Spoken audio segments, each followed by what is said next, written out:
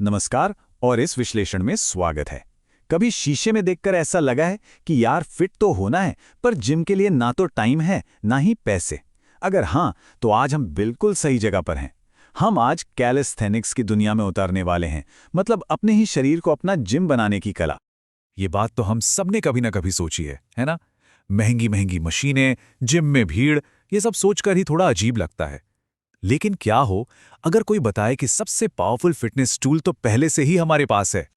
ये ये एक बहुत ही पावरफुल बात है। बहुत से लोग तो बस यही सोचकर कभी शुरू ही नहीं कर पाते कि वो फिट नहीं है। लेकिन सच तो ये है कि हर कोई कहीं ना कहीं से तो शुरू करता ही है। और कैलिस्थेनिक्स की सबसे अच्छी बात यही है कि ये ठीक वहीं से शुरू होता है जहां आप अभी हैं।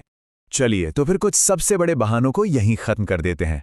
पहली बात, फैंसी सामान की कोई जरूरत नहीं है। दूसरी, ये बहुत मुश्किल भी नहीं है।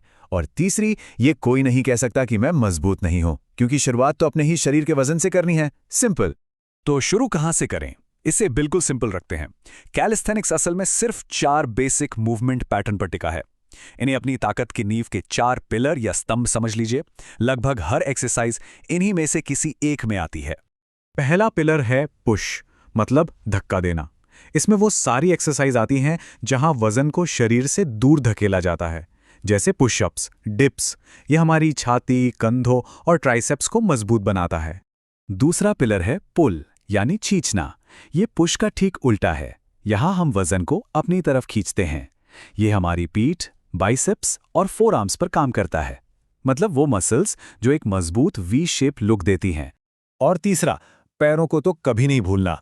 ये एक बहुत बड़ा मिथक है कि कैलिस्थेनिक्स में पैरों की कसरत नहीं होती, जो कि बिल्कुल गलत है। स्क्वाट्स और लंजेस जैसी एक्सरसाइज लोअर बॉडी में वो ताकत और स्थिरता बनाती हैं जो हर चीज की नींव है। और आखिर में चौथा पिलर, कोर। नहीं, इसका मतलब सिर्फ सिक्स पैक एब्स नहीं है। हमारा कोर शरीर का सेंटर है।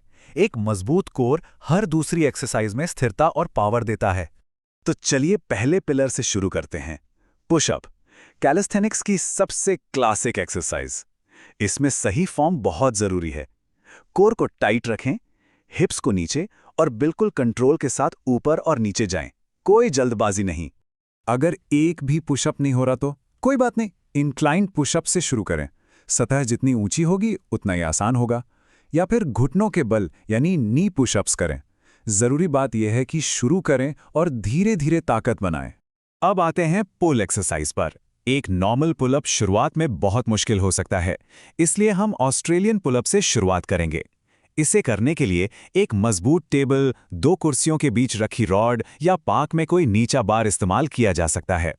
अगर ये भी अभी मुश्किल लग रहा है तो घुटनों को मोड़ लें। इससे हाथों और पीठ पर से थोड़ा वजन कम हो जाता है। आप मूवमेंट में मदद के लिए अपने पैरों का भी इस्तेमाल कर सकते हैं। हमारा लक्ष्य अपनी छाती को बार तक खींचना है। और ये रहा एक सॉलिड टारगेट। मसल अप जैसे फैंसी मूव्स की चिंता करने से पहले 10 बिल्कुल सही और क्लीन पुलअप करने पर फोकस करें। सब कुछ उस नींव को बनाने के बारे में ही है। बेसिक्स को मास्टर कर लिया तो बाकी सब कुछ अपने आप हो जाएगा। पैरों के लिए स्क्वाट से बढ़िया कोई बेसिक एक्सरसाइज नहीं है। यह हमारे क्वाड्स, हैमस्ट्रिंग और ग्लूट्स को बनाता है। बस छाती को ऊपर रखें, पीठ को सीधा और ऐसे नीचे जाएं जैसे किसी कुर्सी पर बैठ रहे हों। जब सिंपल स्क्वाट्स में महारत हासिल हो जाए तो इसे और मजेदार बनाने के कई तरीके हैं। पावर के लिए जंपिंग स्क्वाट्स, बैलेंस के लिए लंजेस, और जब आप सच में मजबूत हो जाएं तो पिस्टल स्क्वाट्स। हमेशा एक अगला लेवल होता है चुनौती देने के लिए। और आखिर में कोर। एलसेट एक जबरदस्त एक्सरसाइज है जो कमाल की कोर स्ट्रेंथ बनाती है। इसे फर्श पर या 2 कुर्सियों का इस्तेमाल करके किया जा सकता है, जिसमें हाथों के सहारे शरीर को ऊपर उठाया जाता है। पूरा एलसिट। शुरुआत में नामुमकिन सा लग सकता है, तो टग्ड एलसिट से शुरू करें, जहां घुटने मुड़े होते हैं। जैसे जैसे ताकत बढ़ती जाए, एक एक करके पैर सीधा करने की प्रैक्टिस करें। तो ठीक है, इन सबको एक साथ कैसे फिट करें? ये रहा एक क्लासिक, सिंपल और सच में बहुत असरदार हफ्ते का शेड्यूल।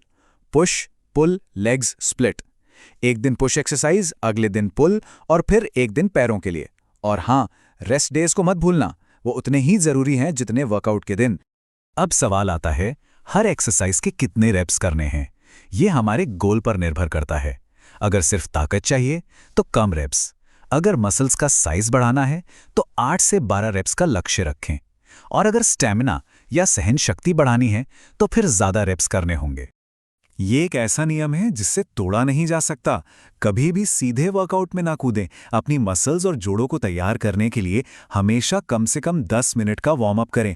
कलाई घुमाना, हाथ घुमाना, ये छोटी छोटी चीज़ें चोट को रोकने में बहुत बड़ा फर्क ला सकती हैं।